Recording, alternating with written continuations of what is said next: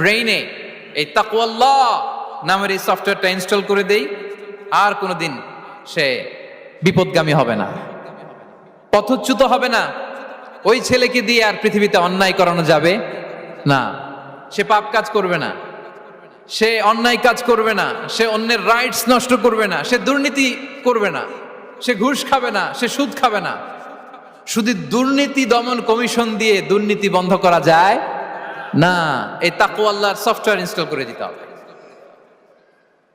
তাহলে এক নম্বর হচ্ছে তাকওয়া। আল্লাহর ভয় যেন আমরা আমাদের হৃদয়ে রাখি। যাদের হৃদয়ে আছে আল্লাহর ভয় তারা কভু পথ ভুলে যায় না। কি অসাধারণ কথা! তাহলে এক নম্বরে তাকওয়া আল্লাহ।